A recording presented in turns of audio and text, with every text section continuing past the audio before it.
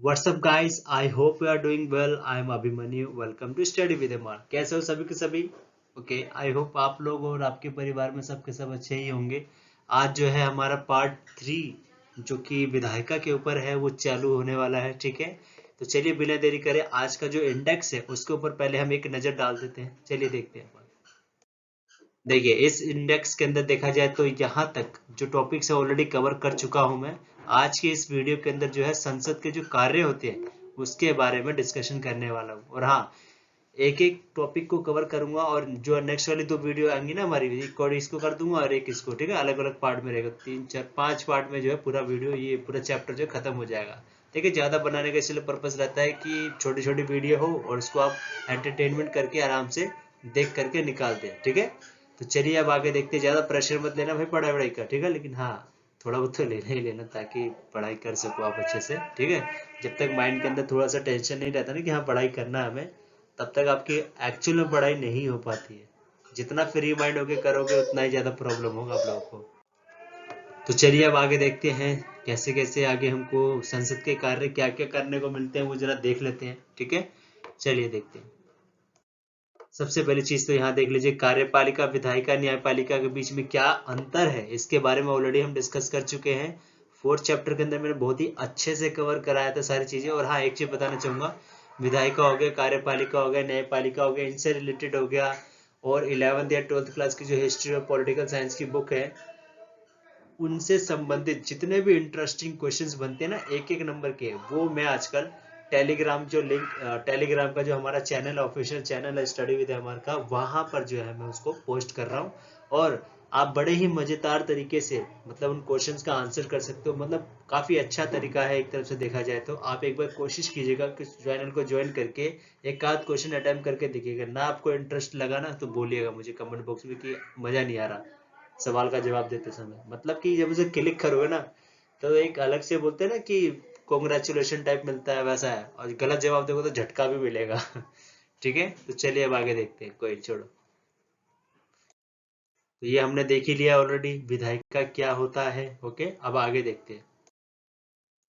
संसद में 2 सदनों की आवश्यकता क्यों होती है इसके बारे में हमने डिस्कस कर लिया है। राज्यसभा लोकसभा के बारे में डिस्कस कर लिया है। यहाँ पर हमने ये भी डिस्कस किया था कि इसके क्या क्या वो है, अलग अलग मतलब फीचर्स क्या क्या है इन लोगों के। ठीक है, विशेषताएं क्या है अलग अलग दोनों की, वो देख ली थी। अब हम इस वीडियो के अंदर देखने वाले हैं कि संसद के कार्य क्या क्या होते हैं। मतलब संसद जो है, जो भारतीय संसद है ना, जिसमें हम बोलते हैं कि अनुच्छेद नंबर 76 के अकॉर्डिंग लोकसभा, राज्यसभा और राष्ट्रपति, इन तीनों को मिला करके संसद बनता है। ठीक है, तो उस संसद के क्या क्या काम होते हैं उसके बारे में हम देखने वाले हैं। तो हालांकि संसद के बहुत से काम है, तो मैंने हेडिंग्स में दे करके उन सभी कामों को डिस्क्राइब करने की कोशिश करी है। तो यहाँ पर जरा देख लेते हैं। सबसे पहला जो काम है इसका, वो कौन सा काम है? विधायी कामकाज। विधायी का मतलब ही होता है कि कुछ बनाना टाइप, मतलब कानून बनाना टाइप से हो गया, करना हो गया ऐसे। ठीक है, तो कानून बनाने से संबंधित वाला काम कौन सा है? ये विधायी कामकाज कहलाता है। संसद पूरे देश के लिए कानून बनाती है। तो ये याद रखिएगा कि एक सवाल है, चलिए आप लोगों से मेरा सवाल है कि संसद तो पूरे देश के लिए कानून बना रही है, कौन कौन जो है एक राज्य के लिए कानून बनाता है? ये सबसे बड़ा सवाल है आप लोगों के लिए। आई होप आप लोगों को तो पता ही होगा। अगर नहीं पता तो कोई इशू नहीं है, नीचे कमेंट बॉक्स के अंदर जरूर मेंशन करना ताकि उसका जो है मैं जवाब दे पाऊँ। ओके, अब आगे देखते हैं। जहां पर कहा जा रहा है कि जो विधेयक विधायी काम काज है ना संसद का, उसमें क्या होता है कि विधेयकों को तैयार करने का वास्तविक काम किसी मंत्री के निर्देशों में नौकरशाही करती है। मतलब कि एक होता है ना मंत्री, मंत्री के नीचे आईएएस हो गया, आईपीएस हो गए, ये सारे जो मंत्री नौकरशाही वाले बंदे हैं जो अपना एग्जाम क्रैक करके सिलेक्शन लेते हैं और फिर सरकार के एम्प्लॉयज बन के काम करते हैं, सरकार के कर्मचारी बन के काम करते हैं। आप लोगों को क्या लगता है कि मंत्री की सोच होती है क्या? वो जो नीति जो भी कुछ नीति बनाते हैं वो मंत्री की सोच थोड़ी है ना होती है। मंत्री तो हल्का सा बताता है, उसके ऊपर जो है सारी कामकाज नौकरशाही करती है। मतलब कि जो बड़े बड़े अफसर होते हैं ये लोग काम करते हैं। ठीक है, तो यहाँ पर अगर आप देखोगे तो विधेयकों को तैयार करने का वास्तविक काम किसके पास होता है? एक तरफ से तो नौकरशाही के पास होता है, जो कि तो इसके अंदर जो है हम लोग आगे क्या देखने वाले हैं कि जो विधेयक होता है उसका मतलब क्या होता है। सबसे पहले तो आप लोग ये इसका ये मतलब समझिए। ठीक है, देखो विधेयक का मतलब एक तरफ से ये होता है कि कच्चा कानून में एक तरफ से बोलूँ तो ये वर्ड होगा इसके लिए, ठीक है। मतलब क्या कि एक ऐसा कानून जब तक किसी विधेयक के ऊपर राष्ट्रपति के सिग्नेचर नहीं हो जाते तब तक वो विधेयक विधेयक ही रहता है। उसके बाद जैसे सिग्नेचर हो जाते हैं तो वो एक कानून का रूप धारण कर लेता है। अगर मैं सिंपल वर्ड में कहूँ तो कानून से जो पहले वाला एक स्टेप पीछे वाला जो स्वरूप रहता है ना उस प्रस्ताव का, उसको हम लोग बोलते हैं विधेयक। कच्चा कानून एक तरफ से बोल दीजिए, ठीक है। और विधेयक को प्रस्तुत करने का जो समय होता है वो मंत्रिमंडल जो है तय करता है। समय का मतलब कि किस समय पर हमको कौन सा विधेयक पेश करना है वो कौन तय करेगा? मंत्रिमंडल। मंत्रिमंडल जो सरकार के अंदर में जो लोग होते हैं वो लोग, ठीक है। अब एक और यहाँ पर काम है कि जो संसद के जो अन्य निजी सदस्य होते हैं, निजी सदस्य का मतलब जो सरकार के सदस्य में नहीं आते हैं, वो लोगों का अलग ही मतलब विरोधी दल होता है ना, कांग्रेस का हो गया, ये सब चीजों का हो गया, तो उनको हम निजी सदस्य भी बोलेंगे, ठीक है। तो वो भी जो है कोई भी विधेयक जो है प्रस्तुत कर सकते हैं, लेकिन अक्सर ये होता है कि एक विधेयक को पास करने के लिए सरकार का समर्थन देना जरूरी होता है, क्योंकि सरकार के पास मेजोरिटी होती है। और सरकार का अगर सरकार के बिना समर्थन के आप किसी विधेयक को पास करते हो तो लगभग संभव नहीं होता उसको पास करवा पाना। तो ये चीजें होगी आपकी विधायी कामकाज के अंदर, संसद के अंदर, ठीक है। अब इसके हम जरा कार्यपालिका वाला इस पे देखते हैं कि इसका अगला काम क्या है कि कार्यपालिका पर नियंत्रण करना। कार्यपालिका कौन होती है? सरकार को ही कहते हैं एक तरफ से हम लोग, ठीक है।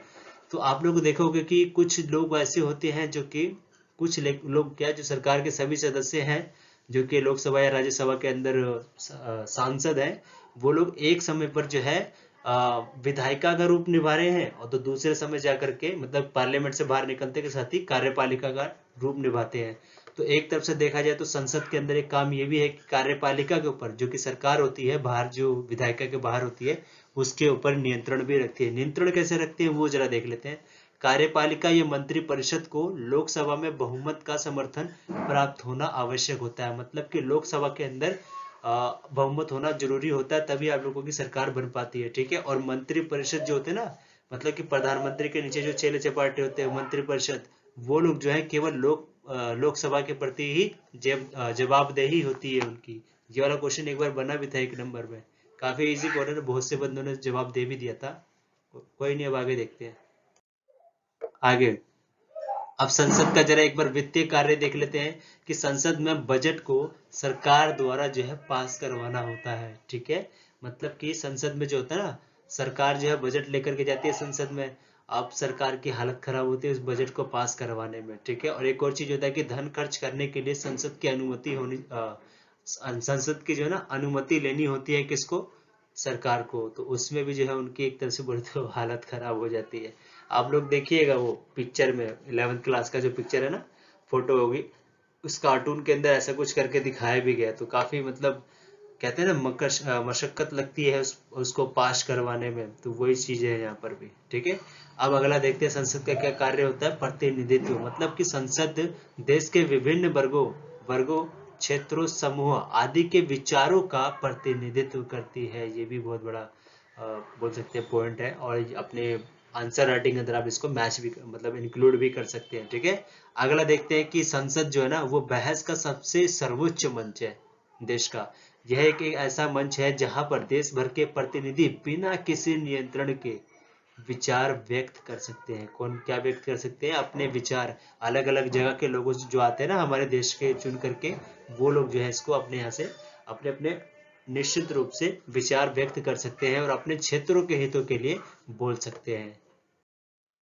अगला देख लेते हैं क्या कार्य है इसका संसद का, कि निर्वाचन संबंधित कार्य, मतलब कि राष्ट्रपति और उपराष्ट्रपति का जो चुनाव होता है वो संसद द्वारा ही किया जाता है, ठीक है। अब आगे देखते हैं न्यायिक कार्य क्या है, कि संसद राष्ट्रपति, उपराष्ट्रपति, सर्वोच्च न्यायालय और उच्च न्यायालय के न्यायाधीशों पर महाभियोग चलाकर हटा सकती है। मतलब क्या है कि ये कुछ ऐसे पद है, मतलब कि राष्ट्रपति, उपराष्ट्रपति, सर्वोच्च न्यायालय के और या फिर उच्च न्यायालय के न्यायाधीश, जिनको हटाना काफी मुश्किल होता है। तो इनको अगर इनके पद से हटाना, क्योंकि बहुत सारी मतलब बोलते हैं ना बहुत ही पावरफुल पोस्ट होती है, अगर इनको हटाना है तो संसद के अंदर महाभियोग का एक कह सकते हैं प्रोसेस लेकर के आना पड़ेगा। महाभियोग का प्रस्ताव लेकर के आना पड़ेगा कि हमें इस राष्ट्रपति को हटाना है या फिर सर्वोच्च न्यायालय के बंदे को हटाना है। मतलब हटाना काफी मुश्किल होता है इस वाले को, जो भी इस पद पे बैठा रहता है, क्योंकि अगर सरकार में से किसी ने भी दगाबाजी करी, इट मीन्स कि वो प्रस्ताव जो है महाभियोग का पास ही नहीं हो पाता है।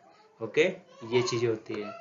तो अगर आपको महावीर के बारे में अच्छे से नहीं पता तो कोई इशू नहीं है, नीचे एक बार कमेंट बॉक्स में मेंशन जरूर करिएगा कि मुझे महावीर के बारे में बस पूछ लीजिएगा, ऐसे ही मतलब ज़्यादा वैसे ना हो तो कोई इशू नहीं है। ओके, और यहाँ आपकी ये वीडियो खत्म हो रही है, एक बार देख लेता हूँ कोई आगे है क्या। जी नहीं। अब आगे बताना चाहूंगा जो नेक्स्ट हमारा वीडियो होगा वो राज्यसभा लोकसभा की शक्तियों के ऊपर ही होगा। और अभी के लिए वीडियो बस यही समाप्त होती है। और हाँ, प्लीज चैनल को लाइक शेयर और सब्सक्राइब जरूर करना, और टेलीग्राम का जो चैनल है ना उसको ज्वाइन कर लीजिए, इंस्टाग्राम पे भी ज्वाइन कर लीजिए। आपको डेली बेसिस पे जो भी इंटरेस्टिंग क्वेश्चंस बनते हैं मेरे से, वो सारे मैं अब डेली बेसिस पे अपलोड करता जाता हूँ। ठीक है, आप प्लीज थोड़ा सहयोग करें, आपकी सेवा में हम हमेशा हाजिर रहेंगे। और हाँ, नोट्स को है ना टेलीग्राम पे आकर के डाउनलोड कर लीजिए, फ्री ऑफ कॉस्ट है एकदम। ठीक है, और हाँ, नोट्स भी मेरे कोई ऐसे बच्चों ऐसे नहीं है फ्री में बांट रहा हूँ तो मतलब वैल्यू नहीं है, बहुत ही इंपॉर्टेंट नोट्स है। अपने जो ट्यूशन के बच्चे होते हैं ना, मैं उनको वही नोट्स देता हूँ सिर्फ। ओके, और आप लोगों को भी वही दे रहा हूँ, तो समझ लीजिए कोई मैं भेदभाव नहीं कर रहा हूँ। ठीक है, चलो ठीक है। और हाँ, पीपीटी अगर डाउनलोड करिए तो वीडियो के नीचे डिस्क्रिप्शन में दे दूंगा, वहां से पीपीटी भी इसकी डाउनलोड कर सकते हैं आप। ठीक है, पीडीएफ कहीं तो। ओके, तो चलिए ठीक है, अब बाद में मिलते हैं। धन्यवाद।